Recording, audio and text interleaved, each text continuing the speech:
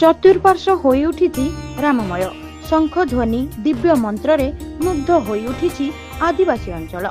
गंजाम जिला दिगोपहनी ब्लॉक अंतर्गत वासुदेवपुर पंचायतर बड़ बुरुडा एवं सान बुरुडा ठारे निर्माणाधीन थिबा दिव्य राम मंदिर प्रांगण रे संक्रांति उपलक्षे अनुष्ठित होई जाइछि होम यज्ञ एवं भजन कीर्तन कार्यक्रम। अंचलर आदिवासी माँ भौणी माने मंदिर रे लिपा पोछा करी झोटी मुरुज पकाइथिले एवं समस्तक सहयोग रे आज अति आडंबर सह पालित होइछि एही दिव्य कार्यक्रम।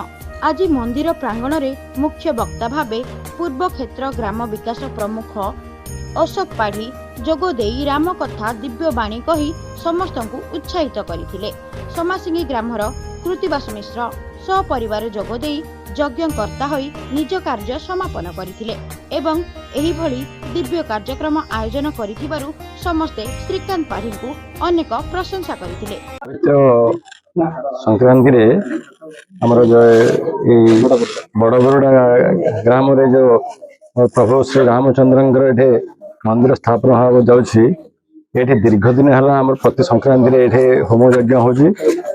एठिकार आदिवासी युवक युवती मानकर जो भाई उत्साह प्रभु प्रति से प्रति संक्रांति आसिक भजन कीर्तन कर प्रभु नाम गान कर पवित्र दिवस रे मते हमर श्रीकांत पाढ़ी सार मते निमंत्रण करथिले यज्ञ बसिया मुझे प्रति कृतज्ञता ज्ञापन कर बहुत खुशी अनुभव कली। आज प्रभु पाखे बसिक मत समय प्रभु नाम कीर्तन श्रवण कली मत बहुत खुशी अनुभव है।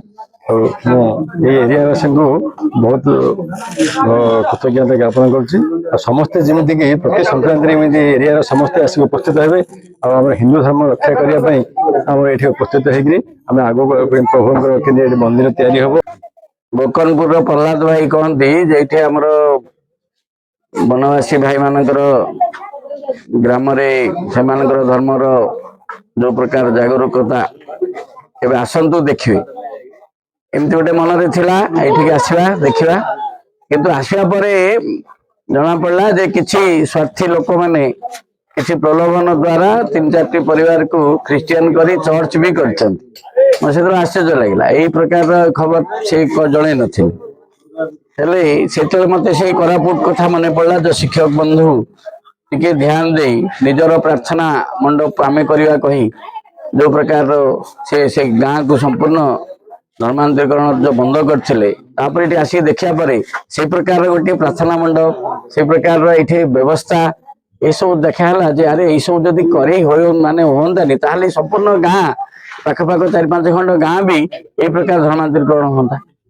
एथिरे धर्मांतरीकरण किए कौन पूजा कले बड़ कथा नहीं किंतु स्वामी विवेकानंद कथा हमें मन पकड़ा दरकार। स्वामी विवेकानंद कहते भारत वर्ष जड़े व्यक्ति जदि से धर्मांतरीकरण हो गले बदले देले ख्रिस्टियन हो गले कि अन्य को ये को संप्रदाय को गले ताले भारत गोटे जनसंख्या कम है भारत गोटे शत्रु तैयारी है। तेणु से जड़े ज्ञानी गुणी सन्यासी श्रेष्ठ परिव्राजक तेणु यू आमर तार भावना स्वामीजी आम बुझा दरकार। भारत वर्षर भारतीय संस्कृतिर रक्षा दृष्टि भारतर अस्मिता को सुरक्षित रखापी यही प्रकार प्रयास बहुत सुंदर। तेणु साधुवाद आमर ये अंचल वनवासी भाई माने बहुत सहयोग करके प्रकार कार्य कर प्रकार कार्य अन्य जगह को प्रेरणा दब मु तो विभिन्न जगह जीवा हुए से दृष्टांत मु रखी। रजनीकांत पाणिग्राही रिपोर्ट प्रभाव न्यूज।